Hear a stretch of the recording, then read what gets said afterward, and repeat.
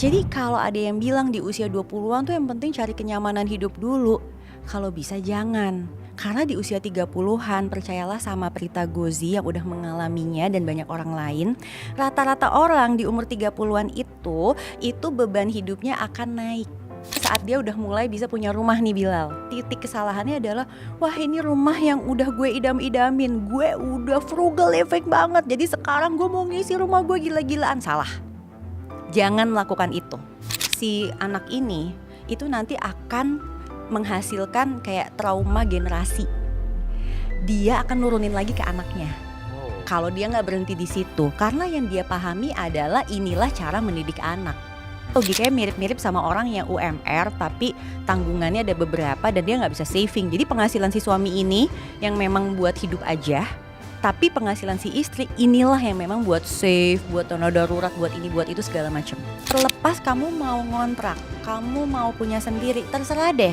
Tapi kalau kamu mau ngontrak, kamu harus punya uang buat ngontrak sampai usia berapa. Jadi nggak berdasarkan, oh ya gaji gue segini gue ngontrak beginilah. Dan kalau emang udah ada gaji segini, kita tuh juga tahu bahwa kita tuh mampunya ngontraknya di kontrakan yang harganya berapa. Halo semuanya, kembali lagi di podcast Suara Berkelas. Hari ini aku kedatangan tamu spesial, ada Mbak Prita Gozi. Halo. Akhirnya ke Suara Berkelas. Yes. Prita Gozi adalah dosen dari FEB UI, Fakultas Ekonomi dan Bisnis. Dan juga CEO dari Zap Finance dan Principal dari Zap Finance. Yes. Terima kasih Mbak, welcome to the show. Thank you udah ngundang. Aku penasaran karena aku sering nonton atau lihat konten-kontennya. Ada konten yang aku save, yaitu tentang ngelewatin 3 financial journey. 20-an, 30-an, 40-an. Dan aku rasa kayak 20-an, 30-an itu sama aja. Tapi Mbak Prita malah nge-breakdown itu dengan journey yang berbeda atau step by step yang berbeda Yes. gitu. Boleh ceritain ke kita, aku penasaran. Boleh. Jadi di konten itu tuh aku share kalau financial journey itu basically tuh kita bisa bagi 3. Di usia 20-an tuh sebenarnya adalah masa kita surviving. Nah aku istilah nuanginnya tuh dengan kerja living. Nah terus usia 30-an naik lagi, itu adalah usia dimana kita tuh mulai stabil, biasanya tuh gitu. Nah aku nuanginnya dengan kerja saving. Oke. Nah di usia 40-an hopefully everything udah mulai sustain dan kita akhirnya bisa grow gitu kan. Nah di situ aku menuangkannya menjadi saving, playing. Aku Tidak bilangnya kerja gitu. lagi. Ya bukan gak kerja lagi sih, masih kerja tapi ada saving dan ada playing juga lah. Nah sebenarnya aku tuh mesti balikin dulu nih dengan istilah living, saving, playing itu. Yes. Itu adalah istilah yang sering banget aku pakai sejak aku pertama kali mulai sering ngajar atau bikin dulu materi konten. Tadi kita sempat ngobrol, konten zaman dulu tuh masih artikel gitu kan, jadi agak panjang. So aku berusaha mencari apa ya pengganti dari ini adalah kebutuhan, ini adalah apa, something yang lebih simple dan mudah-mudahan catchy gitu. Aku akhirnya nemu waktu itu tiba-tiba pas sebelum mau naik panggung, living, saving, playing, kayak ada yang ngebisikin aja gitu. Entah gimana. Akhirnya aku jadi sering pakai itu. Living adalah berbagai pengeluaran yang memang harus kita lakuin Bilal. Karena tanpa itu hidup kita gak bisa berjalan. Contohnya makan, minum, rumah tinggal. Meskipun kos ya gak apa-apa, tapi kita tetap butuh rumah tinggal, transportasi. Itu semua masuknya ke living. And then kita punya playing. Nah playing ini adalah pengeluaran yang bisa jadi keinginan, bisa jadi kebutuhan kita. Intinya dia membuat hidup kita lebih nyaman. Jadi kalau itu gak ada, kita masih gak apa-apa tapi gak nyaman aja. Nah itu adalah playing. Dan yang terakhir adalah saving. Nah saving itu sebenarnya bahasa Inggrisnya kan to save. To save itu kan sebenarnya bukan nabung, tetapi kayak menyisihkan, mengalokasikan, apapun itulah namanya. Saving itu sebenarnya lebih general, karena saving ini bisa terus kita aplikasikan jadi tabungan, bisa juga jadi investasi atau apapun. Intinya terbagi menjadi 3 itu. Nah, aku ngelihat di usia 20-an, biasanya tuh kita akan fokus tuh adalah kerja. Dan lebih banyak orang yang memang kerja buat surviving. Hanya sedikit orang yang kerja tuh untuk passion, apa istilahnya ini diri itu aktualisasi karena nggak semua orang seberuntung itu. Benar. Yang aku lihat adalah di usia 20-an akhirnya kita hampir kerjain ya udahlah apa aja, yang penting kita bisa survive. Nah, tapi jangan berhenti di situ. Kenapa? Karena di usia 20-an ini pada saat kita tahu ini adalah momen kita survive, sebenarnya di sini tuh harus kita benar-benar pikirin yang buat living itu jangan porsinya terlalu besar. Kenapa?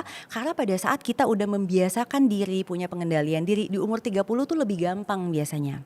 Hopefully di umur 30-an penghasilan kita meningkat. Akhirnya kita punya nih alokasi buat bisa kita sisihin. Yang mana mungkin di umur 20-an ada yang bisa ada yang enggak, kira-kira tuh gitu. That's why I call it kerja-kerja mulai saving. Nah, dengan saving ini sebenarnya kita lagi berusaha membentuk yang namanya triangle of income. Triangle of income ini itu adalah satu struktur di mana orang kalau bisa dapat penghasilan itu dari kerja aktif dia. Kayak misalnya sekarang kita kerja aktif, and then terus dia harapin juga dia dapat penghasilan dari portfolio income. Artinya kan harus ada save-nya dulu dong. Yang di save itu nantinya bisa menghasilkan income. Dan jangan lupa ada juga mungkin pekerjaan atau aset yang memang juga bisa kasih penghasilan. Sebagai contoh misalnya kayak penulis, dia nulisnya sekali ya, hopefully dia dapat royalti. Nah itu adalah income yang terakhir yang kita sebut productive income. Nah kalau kita bisa build itu di usia 30-an dengan jumlah berapapun itu, hopefully di usia 40 kita kerjanya tuh lebih enak, lebih bisa memilih mau ngerjain apa karena kita udah bisa masuk ke fase playing yang mana membuat hidup kita lebih nyaman. Jadi kalau ada yang bilang di usia 20-an tuh yang penting cari kenyamanan hidup dulu, kalau bisa jangan. Karena di usia 30-an percayalah sama Prita Gozi yang udah mengalaminya dan banyak orang lain, rata-rata orang di umur 30-an itu beban hidupnya akan naik karena mungkin dia menikah, dia punya tanggungan dan lain-lain. Dan di umur 40-an itu sebenarnya menurut data statistik adalah generasi sandwich yang mungkin sesungguhnya. 40-an. Jadi from the beginning generasi sandwich itu termnya dulu diciptakan ya waktu tahun 80-an dari Amerika Serikat. Itu sebenarnya adalah untuk mereka yang usianya 40-an 50-an. Kenapa? Karena pada saat orang ini umur 40-50 dan kalau dia punya orang tua, biasanya orang tuanya tuh udah lansia banget. Tapi kalau kamu misalnya masih umur 20, mungkin orang tua kamu mungkin udah gak kerja atau baru mau pensiun tapi masih di 50-an lah. Misalnya kita ajak kerja tuh masih mungkin, tapi mungkin gak bisa terlalu produktif gitu loh. Paling-paling mungkin kita nanggung adik atau apa, tapi kan adik ini juga bakal lulus. Bener nggak? Dan adik itu pada lulus ya harusnya dia bisa ini sendiri kan. Jadi memang titiknya itu sebenarnya di 30 supaya di umur 40 ini akhirnya tuh dia benar-benar bisa mulai playing dan nyaman. Dan ngejar di 50 itu udah financially independent. Di titik survive tadi aku masuk ke kacamata anak 20-an kali ya. Karena ketika kita survive, kita juga harus punya alokasi dana untuk playing tadi gitu, healing lah lebih tepatnya. Apakah itu salah Mbak Prita? Kalau di kacamata Mbak Prita sendiri? Oke, itu nggak salah. That's why aku selalu bilang living, saving, playing, tiga-tiganya penuhin. Tapi prioritasnya yang mana? Itu adalah living duluan, to be honest. Karena itu fakta hidup. Apalagi kita hidup di zaman sekarang, di mana biaya-biaya mungkin banyak yang naik, inflasi dan sebagainya. So itu adalah fakta hidup. So what you need to do adalah you need to understand what makes you really happy. Supaya playingnya itu benar-benar tepat sasaran, Bilal. For example, I know exactly apa yang membuat aku happy. Makanan gak terlalu. That's why kalau aku ditanya makanan, makan apa aja gue mah hayo aja terserah. Karena buat aku ngejar harus yang seperti ini tuh biasa aja. Tapi aku punya kesukaan lain. Yaitu aku suka banget kayak di rumah tuh nonton streaming. Terus aku suka banget kalau misalnya aku lagi traveling, aku tuh gak mau susah. Kenapa? Karena kerjaan aku sehari-hari, aku dinas tuh udah sering susah gitu. Jadi kalau gue lagi traveling yang for myself, aduh sorry banget gue gak bisa tuh yang kayak bawa abon kering kentang gitu ya, nasi gitu gue gak mau. Jadi kalau emang itu belum dapat, gue kumpulin uangnya, kira-kira tuh kayak gitu. So you need to understand exactly what makes you happy, supaya saat kita mengeluarkan playing itu, Bilal, itu benar-benar efeknya tuh long last. Pada saat kita udah ngerti itu, percayalah playing kita itu akan tepat sasaran. Dan akhirnya kita bisa mengatur keuangan kita tanpa kebablasan. Kalau dari pengalaman Mbak Prita sendiri yang udah melewati fase 20-an, 30-an ya, apa kesalahan yang harus dihindari oleh orang 20-an dan 30-an? Mungkin boleh 3 kesalahan, karena baik dari kita sekarang mungkin tidak bisa melihat dari sudut pandang usia 40-an. Kalau aku masih 20-an, ngeliat 40-an kayak Jauh banget masih gitu aman ya. deh, masih aman, aku bisa saving gitu ya. Apa yang harus aku hindari dari sekarang? Ya itu pertanyaan bagus banget. Di konten itu aku juga bilang, kesalahan pertama yang harus kamu hindari adalah biasanya di umur 20-an tuh orang kepingin aktualisasi pencapaian dia. Dan paling gampang aktualisasi pencapaian itu adalah membeli kendaraan. Ya, kenapa? Kelihatan. Benar. Kalau rumah ya masih lu selfie gitu kan di depan rumah gitu atau depan apa kan orang juga males lihat ya. Tapi kalau mobil tuh kayak ketok gitu loh, orang Jawa bilang tuh gitu kelihatan. Benar. Nah, yang paling bahaya adalah kamu beli kendaraan dengan bantuan cicilan di atas 5 tahun. Itu bahaya banget. Oke. Logikanya kendaraan itu kan akan depresiasi. Makanya kalau sampai kamu beli dengan bantuan cicilan, itu sebenarnya maksimal secara teori financial plan itu cuma 2 tahun. Pertanyaannya kalau 2 tahun, ya mobilnya LCC dong gitu kan, istilahnya kayak gitu ya, apa tuh yang low cost apa itulah gitu kan. Terus akhirnya kita jadi naikin dikit gitu. Padahal itu titik kesalahan pertama.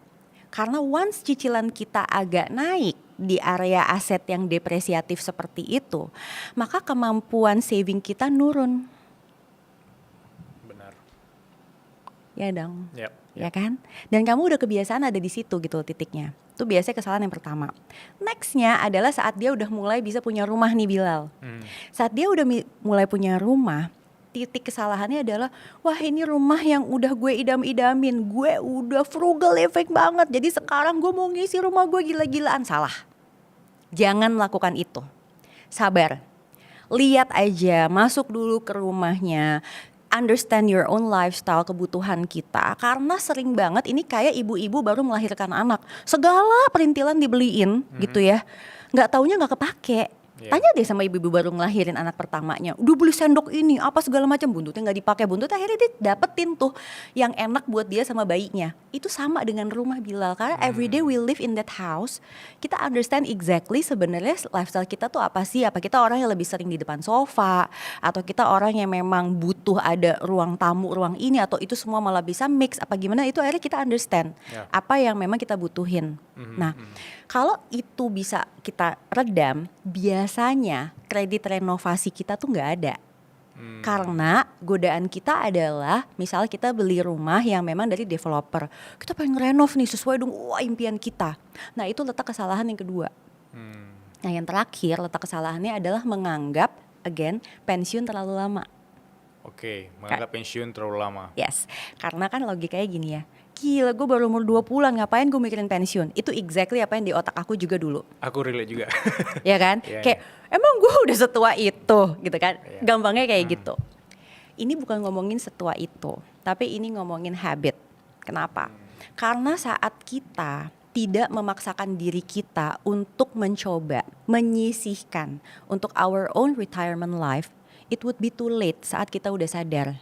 Dan pada saat udah late, kita jadi terpaksa bikin savingnya tuh harus agak lebih besar. Jadi kita tiba-tiba kayak, kok tiba-tiba gue kayak frugal apa segala macam. Padahal kalau kita punya kebiasaan itu bisa lebih bagus. Nah itu sebenarnya yang dulu aku tuh nggak ngerti ya. Waktu dulu ibu mertua aku tuh pernah nasihatin aku pada saat aku pertama kali fresh grade, kamu kurang ya kalau cuma 10% buat retirement. So gue kayak, hah? Kalau 10% kurang emang berapa? 30% gitu kan. Terus dia bilang sebisa mungkin 50%. Buat aku saat itu tuh kayak absurd banget gitu loh. Gimana ceritanya sih 50% gitu ya bisa gue ini, dan kenapa mesti 50%? Ternyata then I understand bahwa dalam hidup tuh plot twistnya banyak banget. Jadi kalau nggak pada saat the moment kita bisa 50% kita kerjain, nanti nggak akan terjadi tuh momen itu lagi gitu loh Bilal. Karena kayak so many things happen in our life gitu, plot twistnya banyak banget gitu ya. Or saat misalnya kita beneran ada duit ya, kita nggak pernah kebayang buat target kita tuh 50%. Jadi kita pakai buat yang lain. Ya nggak sih? Nah sekarang ya coba lu pikir baik-baik ya. Kalau misalnya kita nyisihin income kita sekarang, let's say ambil setengah lah gitu ya, 50% untuk retirement. logikanya itu aja ya, kita tuh udah nurunin taraf hidup loh. Kan taraf hidup kita 100%. Ya. Terus udah lu turunin gitu loh. Istilahnya kalau kita bilang tua juga belum tentu susah, ya understand gitu. Tapi kalau sampai plot twistnya ternyata jadi susah, kan kita kan ngerepotin orang istilahnya gitu. So kenapa enggak? Ya udah kita sisihin. Kalau ternyata nanti ini ternyata bisa kita pakai nih, misalnya buat dana pendidikan anak lah atau apa ini itu, kan jadi bagus banget gitu loh. Benar. Tapi mindsetnya tuh harus ke situ. Perkara udah bisa dikerjain apa enggak, itu adalah hal yang berbeda gitu. Ya, aku setuju. Coba bayangkan, kamu yang masih menonton ini punya tempat kerja yang keren, kantor yang super nyaman, yang bikin kamu kerjanya lebih produktif. Yap, gak semua orang punya kantornya sendiri, tapi sekarang kamu bisa sewa kantor keren di V-Office. Harganya mulai dari 150 ribuan per bulan. Gak percaya? Bisa cek langsung V-Office. Tadi pas ngomongin tentang ketika punya rumah baru, pengen ngisi sebanyak mungkin, itu persis banget sama cerita temanku yang kayak dia orangnya suka olahraga gitu, dan ketika punya rumah baru, tenang Bil, gue akan ada gym di rumah gitu. Oh gitu, terus? 3 bulan berjalan, karena aku juga member salah satu gym, terus kayak di rumah bosan deh Bil. Akhirnya ke gym juga? Akhirnya ambil member juga di gym di luar gitu loh. Itu relate sih, maksudnya kadang kita merasa kita punya kemampuan, tapi kita belum belajar atau memahami lingkungan kita, atau kita punya feel seperti apa di rumah baru mungkin. Jadi ingin terlihat sukses juga ada tuh di situ tuh. Pastilah. Dengan beli barang, beli mobil dan segala macam. Kalau Mbak Prita sendiri yang mungkin sudah lama di industri keuangan seperti ini, bisa mencium nggak sih aroma orang yang memang ingin terlihat sukses ya, atau beneran sukses atau beneran kaya tapi tidak ingin terlihat gitu, atau pernah mengalami hal itu gitu? Oh ya sering dong. Gimana? Aku penasaran sih. Sering banget, karena gini, kita tuh sebenarnya manusia itu ya, aku juga mempelajari baru beberapa tahun terakhir sih sejak pandemi, itu kita tuh ternyata kebagi jadi beberapa tipe kepribadian. Oke, yang pertama tuh namanya money avoiders. Buat dia tuh kayak ada uang nggak ada uang sama aja lah. Terus katanya uang akan datang dengan sendirinya saat kita perlu. Kepercayaannya tuh gitu, gitu ya. Makanya biasanya kalau diajak ngumpulin duit buat dana pendidikan anak, jawabannya selalu tiap anak udah ada rezekinya. Nah, yang kedua adalah tipe yang namanya money vigilance. Ini biasanya terlalu berhati-hati nih. Nah, orang yang terlalu berhati-hati ini biasanya masa lalunya itu suka ada hal-hal yang gak enak kejadian sama dirinya dia. Entah itu pernah ketipu, ngelihat orang tuanya bisnisnya bangkrut. Jadi dia tuh lebih kayak hati-hati banget pada saat mengeluarkan uang. Nah, pada saat dia hati-hati banget mengeluarkan uang, bisa jadi sebenarnya dia tuh udah kemampuannya di atas, tapi dia jadi kayak kelihatan kok agak pelit ya. Orang lain mungkin menilai gitu, buat dia enggak. Buat dia adalah saya pokoknya mau ngejaga apa yang udah saya dapetin dengan susah payah. Itu yang kedua tuh, namanya money vigilance. Yang ketiga, money status. Nah kalau ini yang seperti tadi tuh, yang emang dia pengen semua orang ngelihat, gue levelnya udah ada di sini loh gitu. Bahkan kadang-kadang mencari validasi dari lingkungan based on apa yang orang ngomong tentang dia. Gimana tuh? Misal, gila si Bilal keren banget ya sekarang, podcastnya berkelas banget, gila datengin artis-artis gitu kan. Tapi aslinya lu gimana juga buat lu tuh kayak wah ini nih yang gue cari gitu. Tapi aslinya lu lagi gimana, apa misalnya lu lagi kesusahan nyicil duit apa segala macam, orang gak ada yang tahu gitu loh. Pokoknya orang lihatnya Bilal sukses dah gitu. Dari luar. Dan lu happy with that gitu loh. Dan lu enjoy diseru-seruin kayak gitu.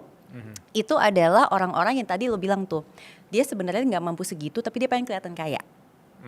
Ya, nah, ada yang paling terakhir nih namanya money focus.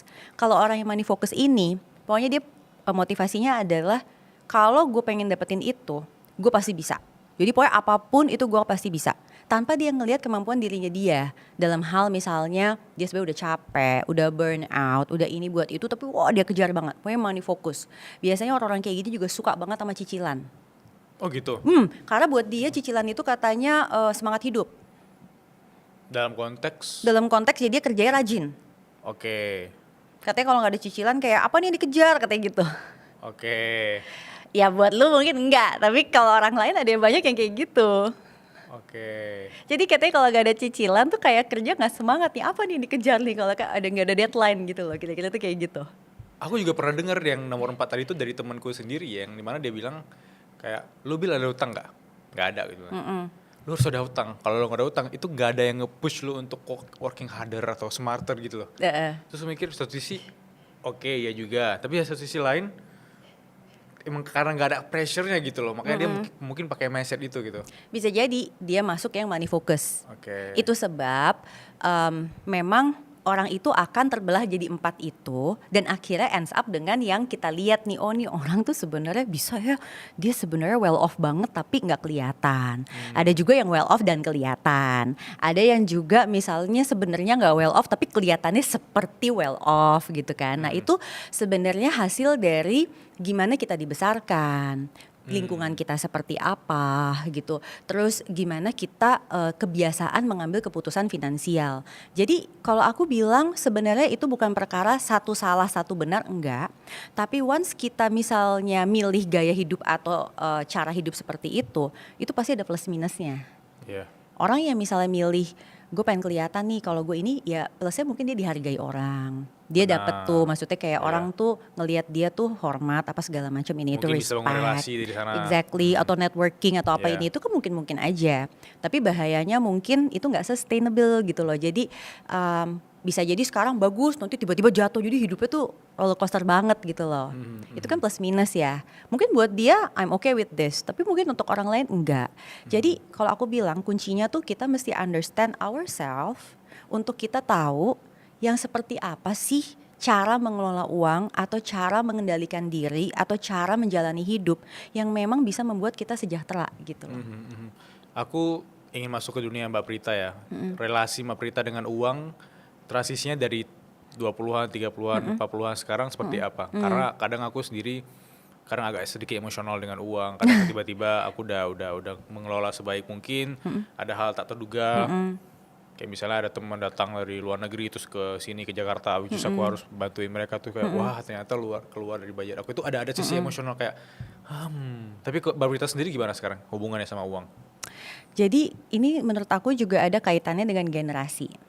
Aku tuh bisa dibilang dulu tuh gue pikir gue milenial awal ya, karena dibilang katanya milenial paling awal tuh 80-an. Terus tiba-tiba sekarang dibilang 80 berapa baru milenial. Jadi gue generasi X, gue rada bingung sih gue generasi mana nih. Kayak gue agak-agak lost di tengah-tengah. Yeah. Intinya kita adalah generasi yang pernah merasakan krisis moneter, itu kuncinya. Nah, itu menurut aku tuh pembeda banget loh Bilal dengan mungkin mereka yang nggak pernah tahu krisis moneter tuh seperti apa.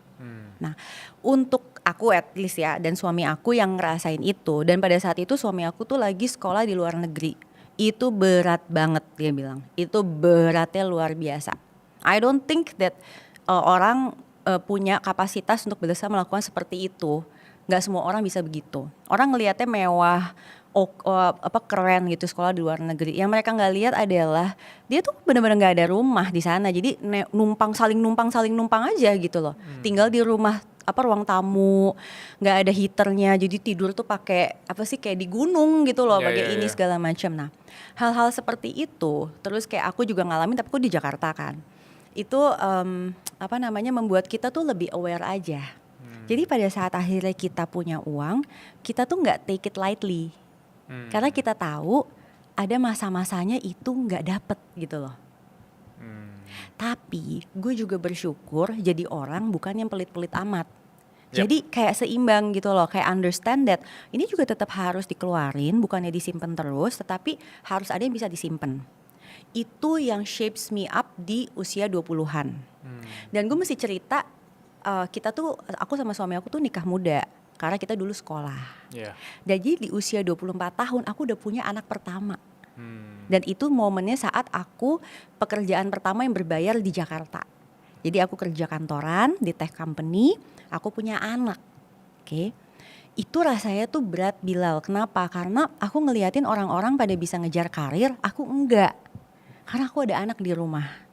Jadi aku startnya sama suami aku, kita sama-sama masuk kayak management trainee gitu.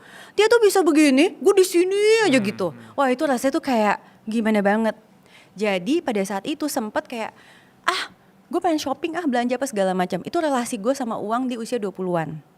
Tapi terus ya itu ibu mertua kan ngomong gini-gini. Gue ngerasa gue udah save 10% sisanya.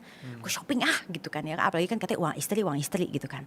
Terus dia bilang kayak gitu gue diem gitu ya. Gimana caranya ya 50% gini.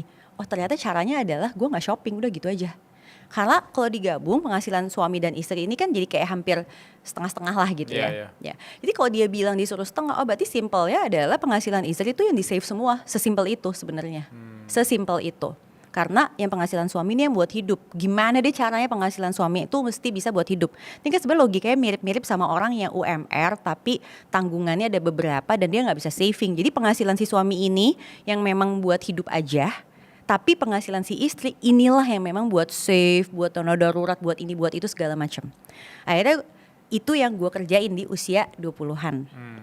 Nah di usia 30-an lebih berat lagi. Kenapa? Karena di akhir usia 20-an aku gak punya pekerjaan.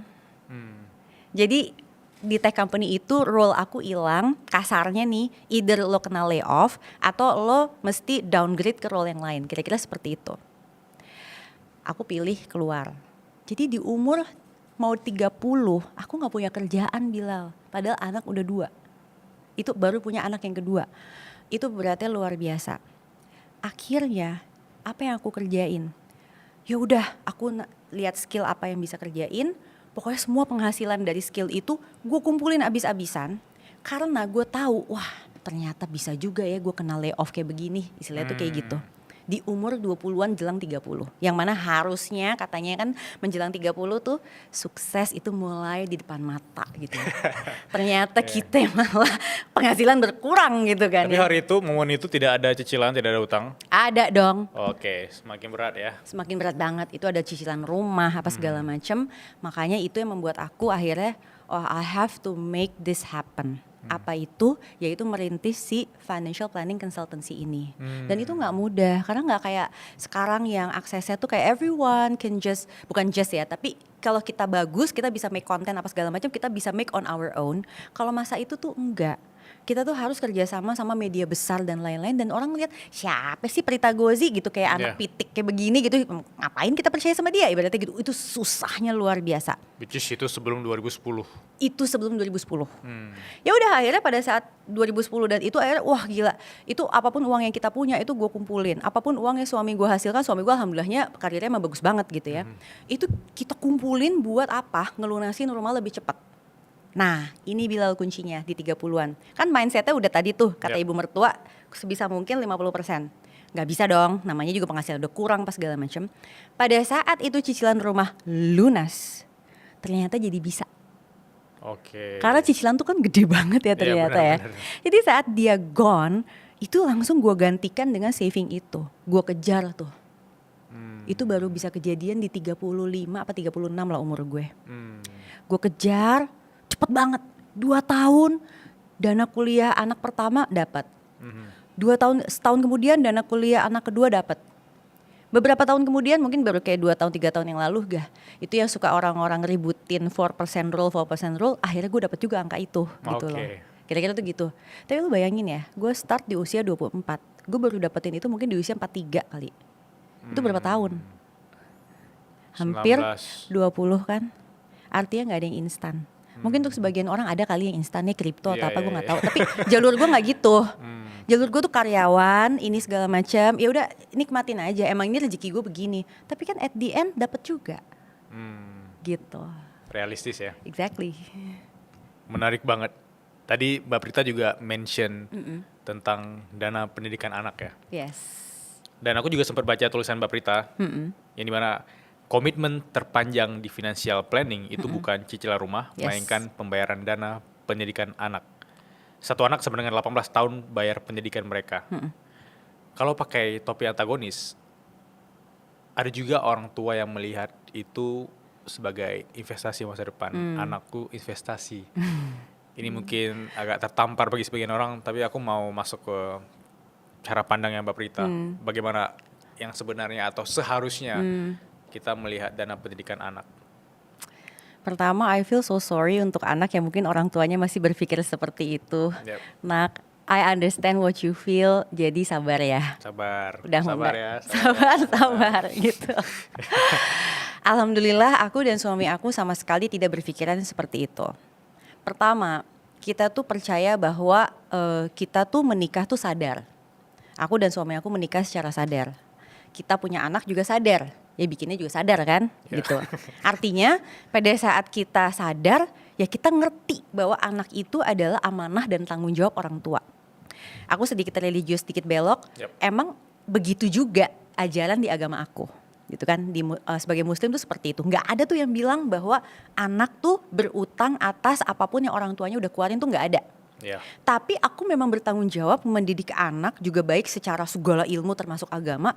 Hopefully kalau dia juga jadi anak yang soleh dan soleha, kan orang tuanya juga yang kebagian. Benar. Kan sebenarnya kayak gitu aja gitu loh. Tapi bukan dengan cara aku nunjuk ke anak, lihat ya apa yang bunda sama ayah udah kerjain nih. Nih tagihan dari kamu dulu nih, kamu lagian sih dulu lahirnya sesar pakai sungsang segala gitu kan. Mestinya kalau kamu udah ini kan segala macam kamu lahir normal aja lebih murah, apalagi gini-gini. Kamu sih lagian kurang pinter gak dapat beasiswa. Itu ada istilahnya loh. Namanya financial enmeshment. Financial embarrassment. Enmeshment. Itu adalah sikap hidup orang tua di mana dia itu menekan anak dari sisi finansial, dalam artian kamu itu ngutang sama saya karena saya udah ngerjain segini banyak untuk kamu. Dan itu bahaya banget. Karena penelitian di Amerika Serikat juga menunjukkan bahwa 80%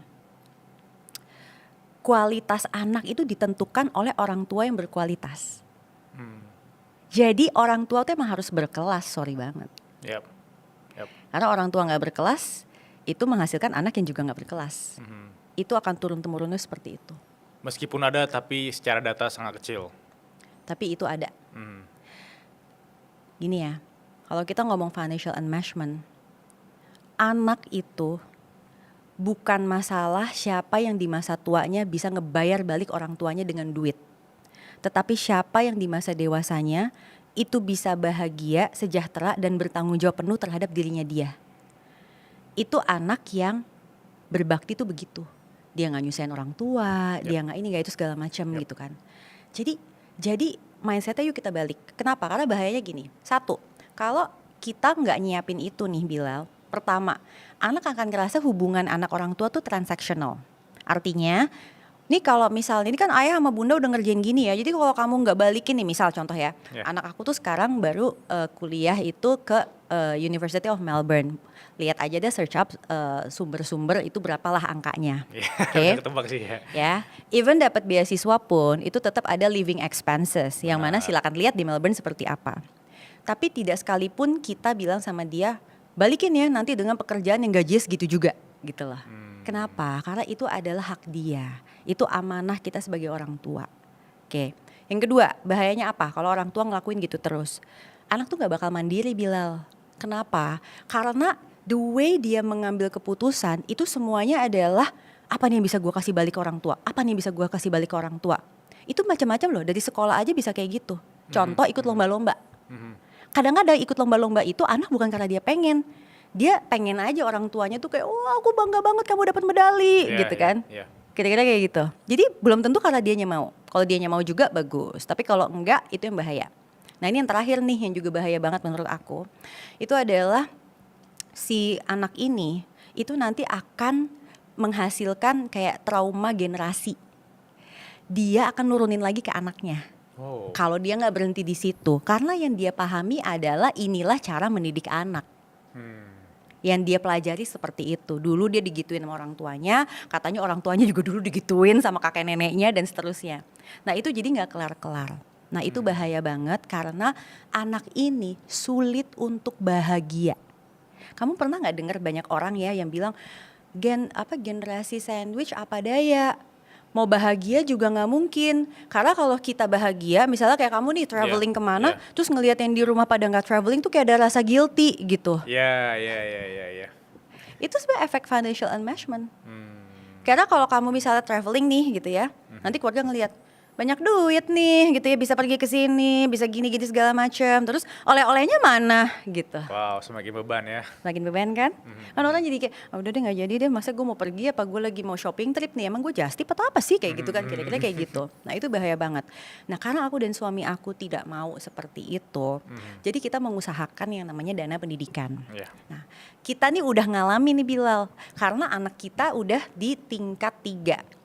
Jadi si 18 tahun itu tuh it's true. Dan zaman sekarang kadang sekolah aja nggak cukup. Lomba-lomba, les-les, apa segala macam, tutor ina itu, bimbel ina itu gitu.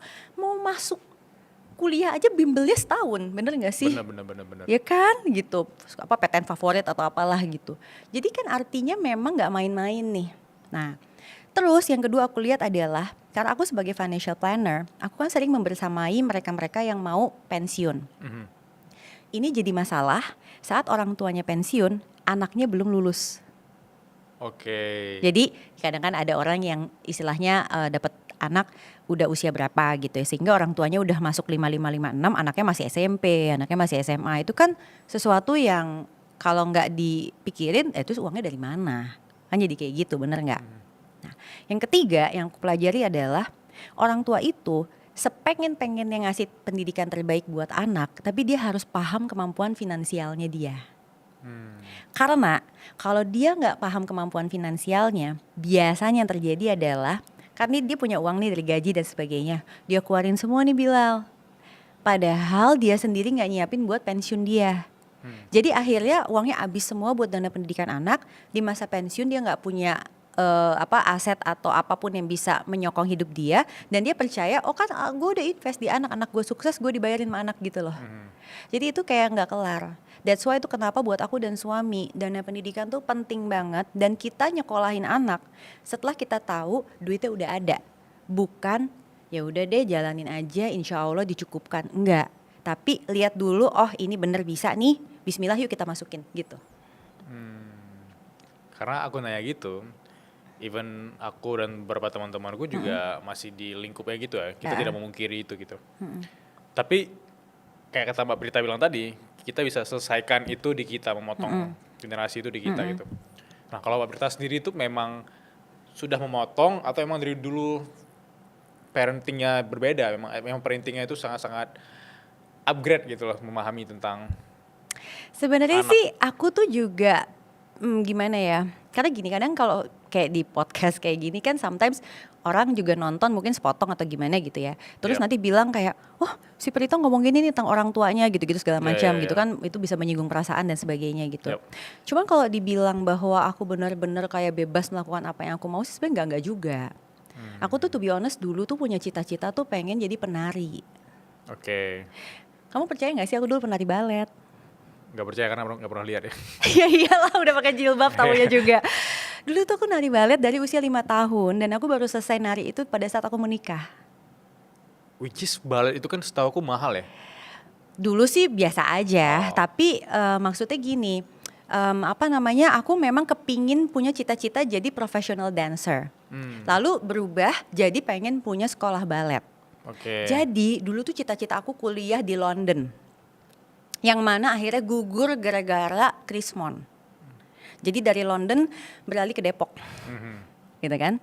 Emang kamu pikir dulu aku pengen kuliah akuntansi? Enggak lah, gitu. Tapi itu cuma best option yang aku punya, karena aku dapat jalur undangan waktu itu. Dan orang tua sangat mendukung untuk masuk akuntansi. Ya basically kan dulu ibu aku yellow jacket juga, jadi kayak biasa lah kan kalau kayak orang tua di sini kan kebanggaan lah kalau nerusin legacy ya gitu-gitulah gitu. Jadi aku ada tuh kayak gitunya, kayak ya udah deh aku bikin bangga orang tua aku, apalagi aku bisa lolos tanpa tes apa segala macam. Pada saat itu kan kayak nggak mudah juga pilihannya, soalnya nggak banyak kan. Dulu kan cuman ada tes atau tanpa tes, udah nggak ada jalur-jalur banyak kayak sekarang tuh nggak ada gitu. Jadi ya udahlah aku bikin bangga orang tua dan sebagainya gitu loh. Walaupun pada akhirnya sih aku menyadari bahwa ya mungkin ini sesuatu yang memang baik untuk aku, tapi aku nggak bisa pungkirin aku tuh dulu sebenarnya punya keinginan lain loh sebenarnya yang nggak kesampaian, kira-kira tuh gitu. Nah kalau suami aku memang dia lebih dibebasin, jadi dia tuh kebalikannya aku. Kalau aku tuh lebih kayak dijagain banget, kalau suami aku tuh kayak bener-bener udah bebas gitu, kayak dia nentuin sendiri aja segala macam. Jadi akhirnya kita sebagai orang tua nih ketemu di tengah gitu loh. Antara aku yang masih ada jaga-jagainnya, sedangkan suami aku juga sadar bahwa anak laki tuh nggak boleh digituin apa segala macam. Jadi parenting kita akhirnya jadi ya kalau tadi kamu bilang udah lebih upgrade, ya alhamdulillah ilmunya juga udah lebih banyak kan gitu. Jadi kita bisa nih nggak ngelakuin gitu ke anak gitulah kira-kira. Untuk menentukan prioritas keuangan kita, kalau per hari ini mungkin aku melihat Mbak Prita masih nomor 1 anak gitu ya. Ternyata nomor 2, nomor 3, nomor 4, nomor 5 seharusnya apa? Supaya menurut Mbak Prita tuh lebih rapi gitu.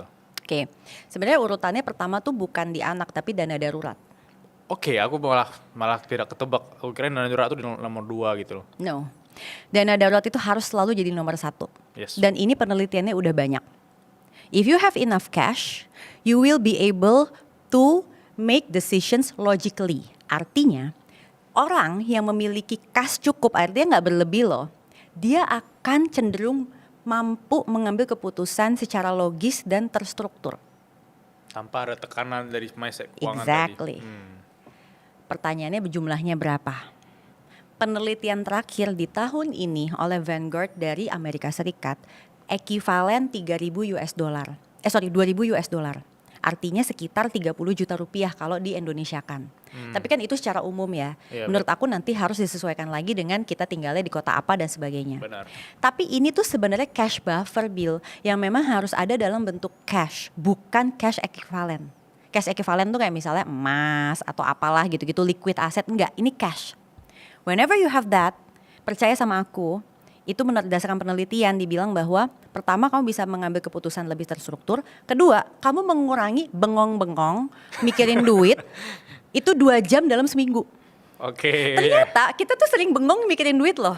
Kayak Iya, misalnya kita iya, kayak apa ya, mendingan ini ngapain ya gitu. Itu ternyata bisa bisa dikurangin sampai 2 jam seminggu. Artinya lo Oke. bisa lebih produktif atau lo mau ngapain kayak nonton kayak whatever di tempat lain gitu loh. Menarik ya. Ya kan? Artinya ini mesti dikejar.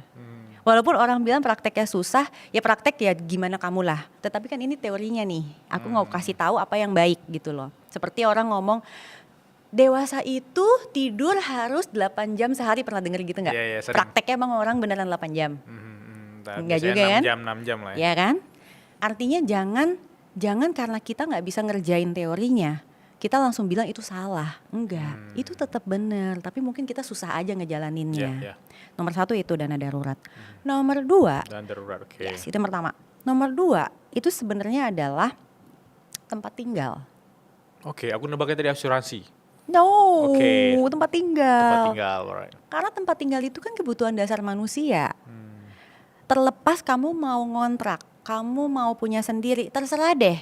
Tapi kalau kamu mau ngontrak, kamu harus punya uang buat ngontrak sampai usia berapa. Jadi nggak berdasarkan, oh ya gaji gue segini, gue ngontrak beginilah. Dan kalau emang udah ada gaji segini, kita tuh juga tahu bahwa kita tuh mampunya ngontraknya di kontrakan yang harganya berapa. Bukan yang gue pokoknya maunya kamar mandi dalam, maunya gini apa segala macam. Ya tetap disesuaikan dengan penghasilan kita. Yap. Nomor 3, itu pada saat kita udah menikah, itu berarti dana membesarkan anak. Jadi ada masuk nih tiba-tiba. Tapi kalau kita belum menikah itu nggak masuk.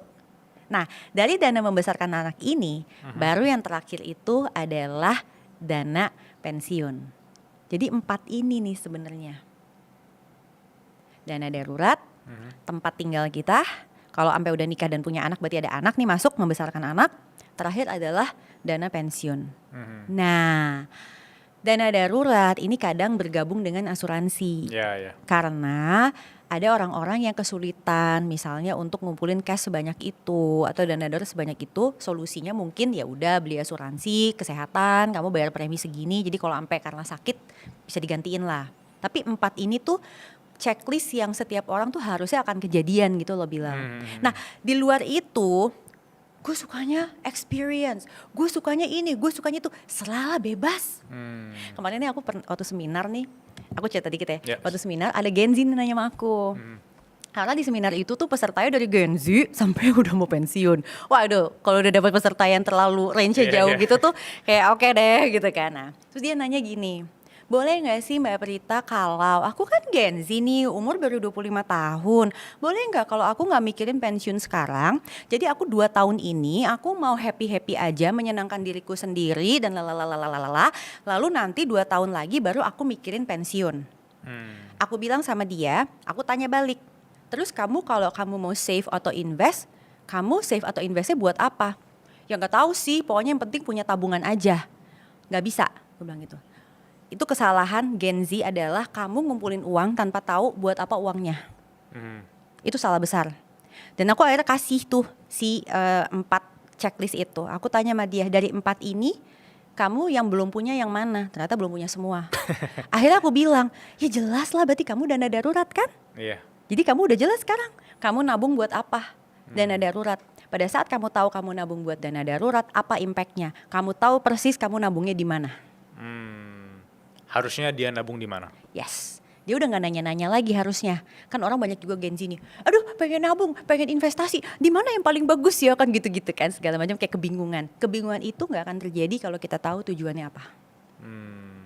Akhirnya dia gini.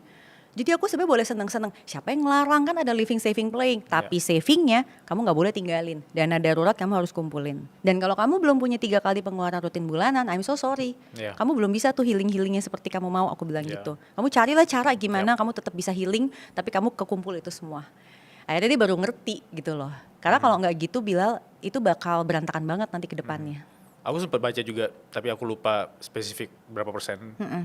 Tapi mostly Gen Z Indonesia itu sebenarnya tidak punya dana darurat. Mungkin sih. Dan menurut Mbak Prita, kayak tadi kan mungkin 3 kali pengeluaran per bulan gitu ya. Tapi secara pendapatan juga belum tentu bisa nge-cover, apalagi kayak tadi mungkin ada yang sandwich generation juga, kayak harus bantu orang tua, tutup sana, tutup sini gitu. Kalau Mbak Prita masuk ke dunia mereka, harus ngapain? Oke. Aku sebenarnya punya solusinya, tapi orang banyak yang nggak suka. Gak apa-apa, silakan, gak apa-apa. Solusinya jual barang. Dan gak mau lu jualan ya?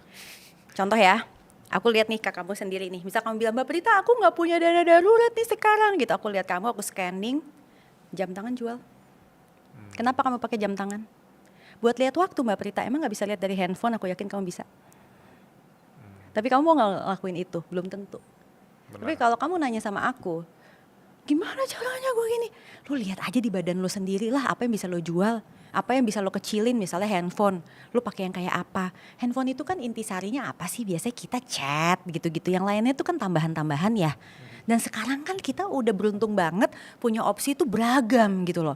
Dari yang HP mungkin 2 juta sampai 20-an juta ada semua, Bilal.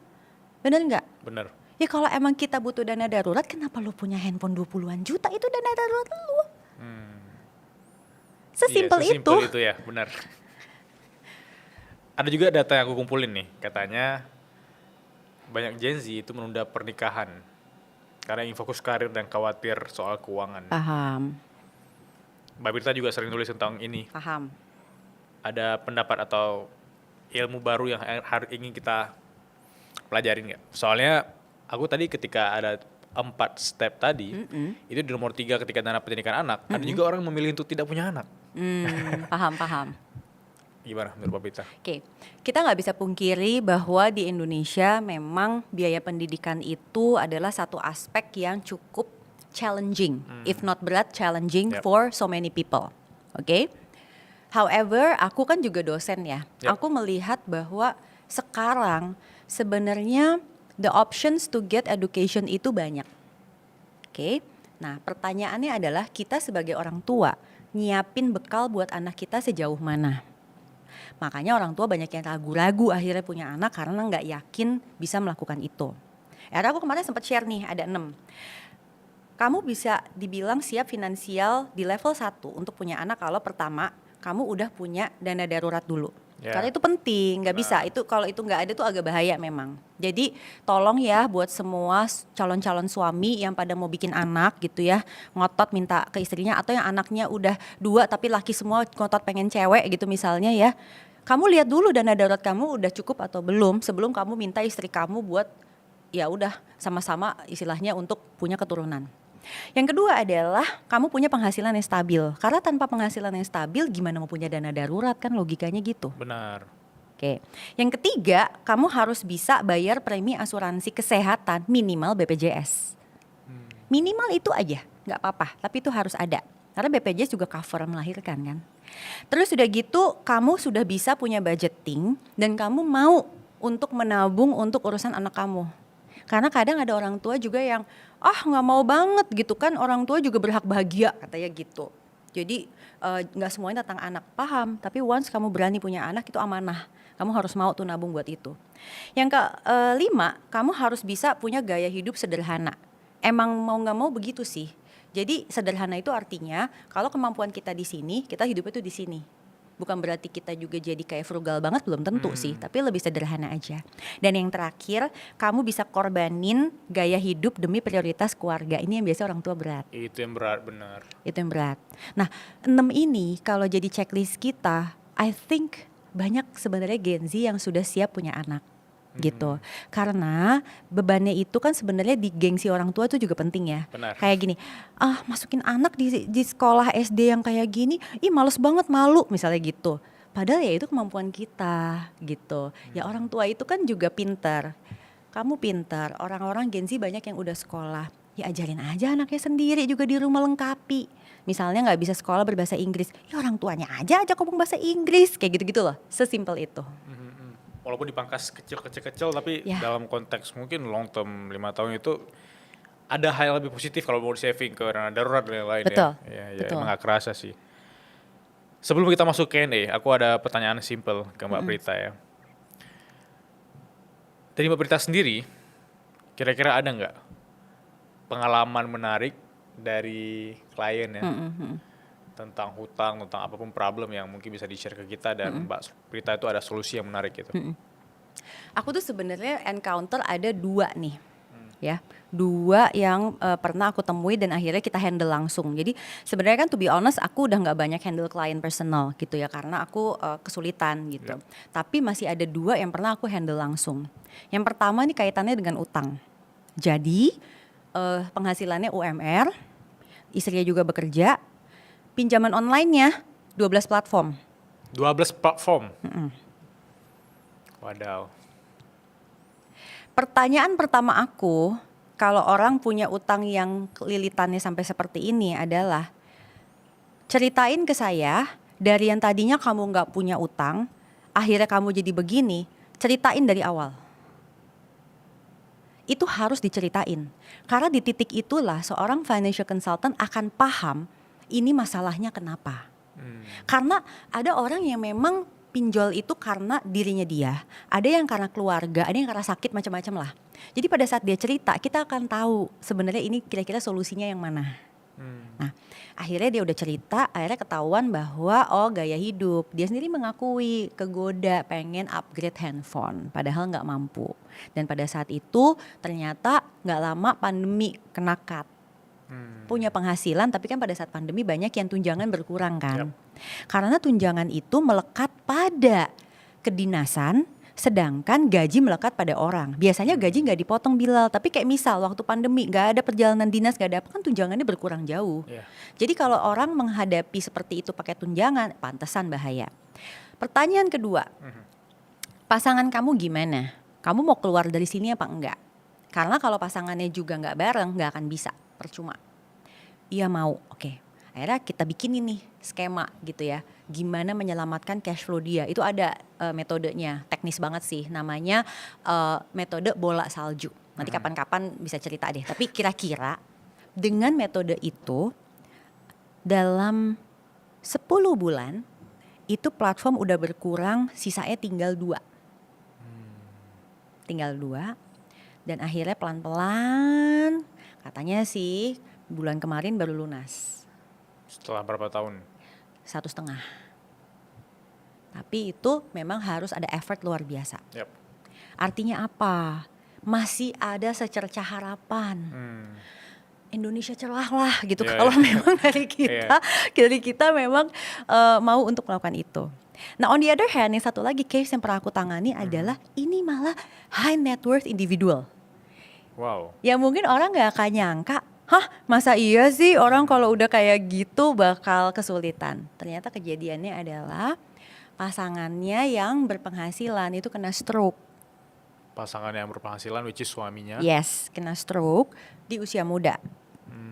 Oke. Padahal asetnya di mana-mana. Di luar negeri, di Indonesia, pas segala macam ini itu.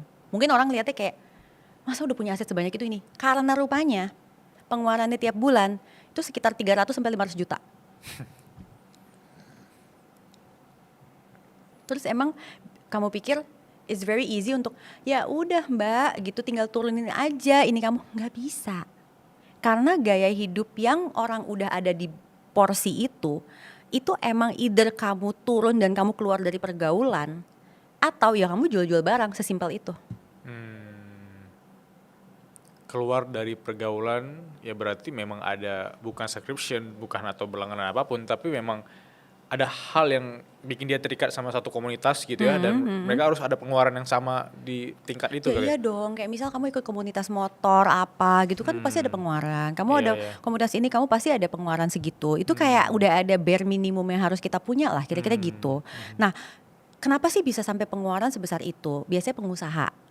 Nah, pengusaha itu kan kadang suka bikin perjanjian bisnis atau apa Iya, yang pasangannya nggak tahu. Iya, iya. Nah, itu masalah dia juga di situ.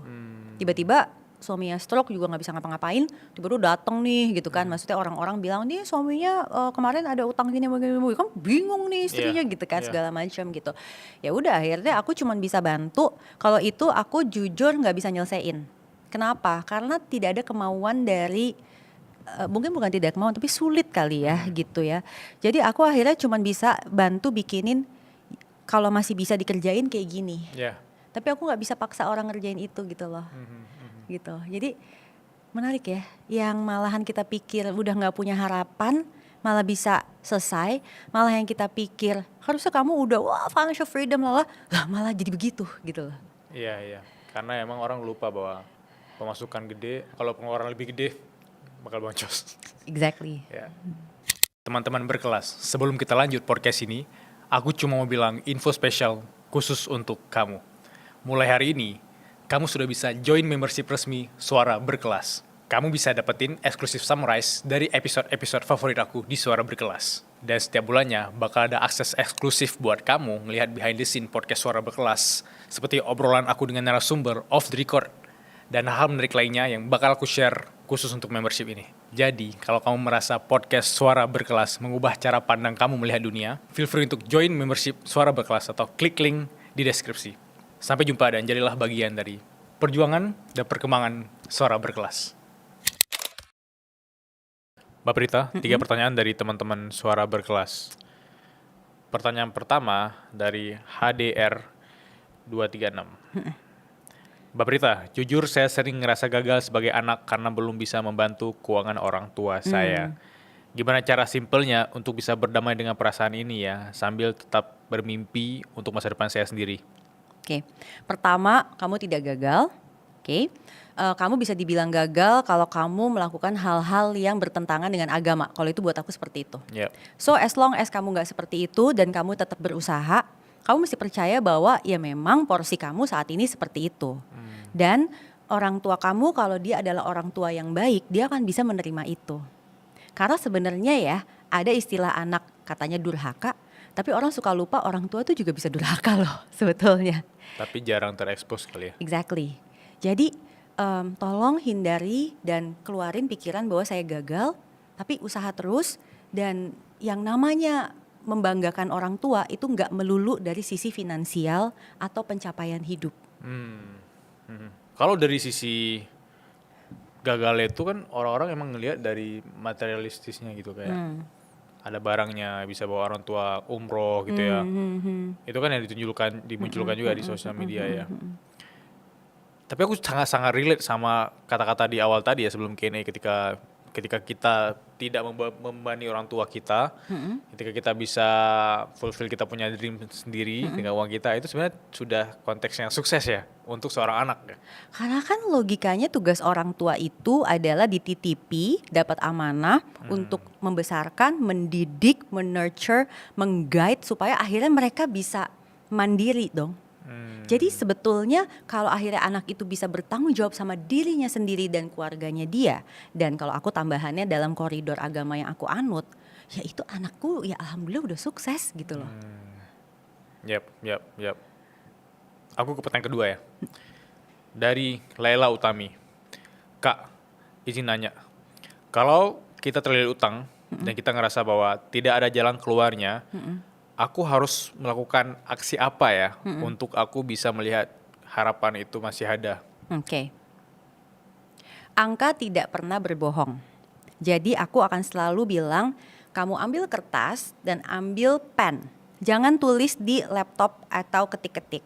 Karena journaling dengan tangan itu efeknya beda dengan ketikan. ambil kertas, bikin tabel, utang saya di platform apa aja atau institusi apa aja, bank atau apapun itu. Berikutnya adalah berapa jumlah cicilan saya. Berikutnya adalah berapa sisa utang yang masih harus saya bayar. Jadi totalnya nih. Terakhir adalah berapa bunganya. Oke. Kamu urutin dari yang cicilannya ya, yang dimana sisa utang itu paling kecil. Jadi kalau sisa utang paling kecil itu utang yang mana, terlepas dia cicilannya berapa besar atau bunganya berapa besar, itu duluan yang kamu selesaikan. Teori ini bilang kalau kamu bisa menghilangkan satu list dalam daftar, itu akan sparks kepercayaan diri bahwa aku ternyata bisa loh melakukan ini. Nah, caranya gimana? Maka kamu harus lihat nih, oke, dari penghasilan kamu itu emang kurang atau tidak. Kalau misalnya memang ada faktor kurang, kamu lihat masih mungkin nggak kamu lebih frugal lagi. Kalau emang tidak bisa, ya memang tidak ada jalan lain selain kamu harus mencari cara menambah income mungkin untuk sementara waktu.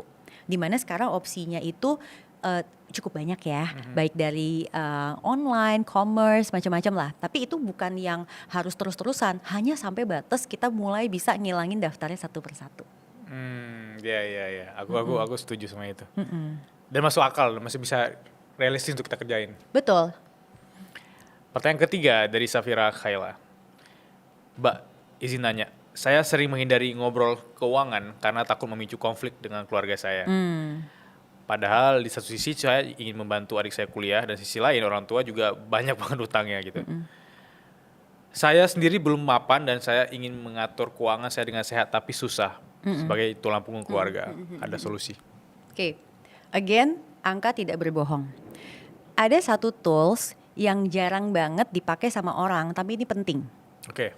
Namanya tools balance kekayaan bersih pribadi. Jadi, basically kita bikin di sebelah kiri itu semua harta yang kita punya, di sebelah kanan itu adalah semua pinjaman yang masih harus dibayar. Bukan cicilan, pinjamannya. Dalam hal ini kan tadi dia share ini orang tua yang banyak utang. Berarti hartanya itu termasuk harta orang tua. Oke. Yep. Dari sini sebenarnya akan kelihatan Bilal, orang tuanya sebenarnya punya harta nggak sih buat bayar pinjaman tersebut? Kalau misalnya iya, contoh misalnya jual rumah, ya maka mungkin itu perlu dilakukan. Tapi ingat, pada saat jual rumah artinya dia harus menyisihkan sejumlah uang untuk bisa ngontrak untuk sekian lama, kira-kira gitu. Karena kan dia tetap harus punya rumah tinggal. Nah, itu sebenarnya adalah kuncian. Ada orang yang pernah nih cerita, anaknya tuh kayak sedih gitu karena ini kayaknya my parents tuh broke deh, dia nggak nyiapin tabungan buat aku kuliah, jadi kayaknya aku mesti cari beasiswa lalala. Tapi terus dia sempat cerita juga bahwa iya dia tuh gimana sih nggak nyiapin tabungan gini, tapi dia masih ada rumah 3 sama masih punya mobil 1. Artinya apa? Dia pikir tabungan itu harus berbentuk tunai, cash. Yeah. Padahal berarti si rumah yang 3 itu ya harus dijual, bener nggak? Mungkin pada saat itu cita-citanya punya rumah mau dikontrakin atau apa, tapi ternyata nggak bisa karena ada tanggung jawab ini. Nah, dengan begini aku pengen pendengar kita ini itu tuh ngobrol sama orang tuanya, sama-sama duduk bareng dan cari solusi untuk utang tersebut. Baru berikutnya ini soal si kuliah adik itu. Karena kuliah adik itu juga adiknya harus diajak ngobrol.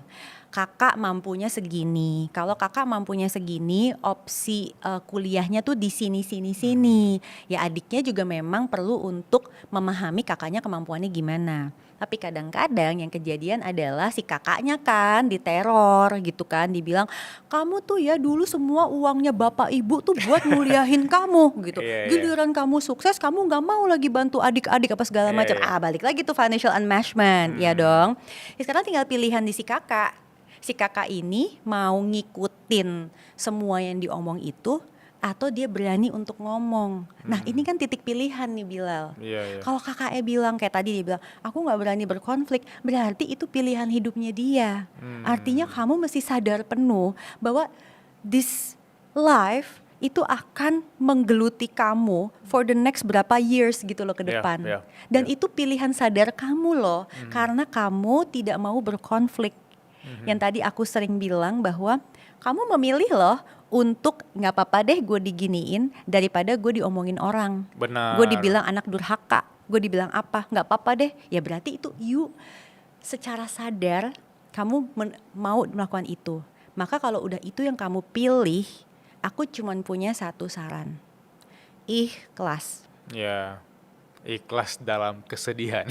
Mau gimana lagi, you choose that. Dan kalau kamu bilang, aku gak punya pilihan. Manusia itu selalu punya pilihan. Tapi pilihan seperti apa yang berani kita ambil dan sanggup mungkin kita ambil kan. Kadang ya omongan orang kan emang suka nyelekit banget. Tapi kan faktanya ada juga yang cuek banget gak peduli. Ada juga yang aduh gitu kan. Ya sudah, kamu yang paling tahu diri kamu. Kalau kamu gak sanggup, ya udah. Berarti ini harus kamu jalanin gitu aja. What you're not changing, you're choosing katanya. Yes. Karena itu pilihan hidup ya. Tuh. Terakhir, Mbak Prita, aku penasaran. Ada nggak the worst advice yang pernah kakak dengar? Ada. Ini tuh menarik ya, karena aku nggak tahu sebenarnya ini potongan aja atau ini tuh lengkap. Karena sometimes nasihat keuangan itu suka dipotong-potong. Tapi kayaknya sih yang ini aku dengernya tuh udah komplit, yaitu orang dibilang nggak perlu kamu bikin budget. Itu 50, 30, 20, living, saving, playing tuh bikin kamu malah nggak bisa achieve apa-apa. Udahlah, jalanin aja. Lu duit punya berapa, ya udah pengeluarannya berapa. Yang penting, katanya gitu, yang penting nggak minus. Itu bahaya banget. Karena penelitiannya sudah banyak sekali bahwa budgeting helps us to make logical decision. Karena dengan budgeting itu ada di mental kita tahu bahwa saya memang hanya boleh pakainya segini. Jadi kalau misalnya ini lewat, saya sadar penuh ini tuh lewat. Dan saya tahu bahwa saya harusnya balikin ke sini suatu hari nanti. Mungkin gak sekarang. Tapi aku tuh selalu yakin akan ada masa-masanya Tuhan kasih kita rezeki lebih, Bilal. Gak mungkin enggak. Benar. Aku yakin banget itu. Dan pada saat itu terjadi dan kamu gak punya budget, akan bablas aja. Aku sering bercanda sama bapak-bapak di seminar. Aku bilang gini, coba bapak-bapak inget-inget. Kalau sekarang bapak-bapak udah mau pensiun, belum punya dana pendidikan anak. Terus bapak-bapak bilang, udahlah ntar insya Allah dicukupkan. Gak boleh begitu. Jangan-jangan dulu rezekinya udah turun. Tapi terus bapak-bapak pergi ke dealer mobil jadi DP deh tuh. Bukan malah jadi dana pendidikan anak. Pilih DP mobil instead of dana pendidikan anak. Coba jujur sama aku, STNK udah ganti berapa kali, baru pada ketawa. There goes your dana pendidikan anak, aku bilang gitu. Dan itu alasannya karena gak punya budget. Nah, kalau kamu belum bisa ngejalanin budgeting living 50%, saving 30%, playing 20%, jangan salahkan teorinya. Tapi kita adjust. Oke, saat ini mungkin kita UMR, yang penting kita gak pay later, yang penting kita gak pinjol gitu ya. Tetapi we know bahwa nanti saat kita udah semakin baik kondisinya, itu yang kita kejar. Jadi itu menurut aku penting banget untuk semua orang punya budget supaya mereka bisa create hidup yang memang lebih indah dan sejahtera. Wow, luar biasa sekali. Thank you Mbak Prita atas omongan hari ini. Aku sangat banyak belajar hal baru. Thank you juga. Ya, thank you, sehat terus. Terima kasih semuanya. Sampai jumpa.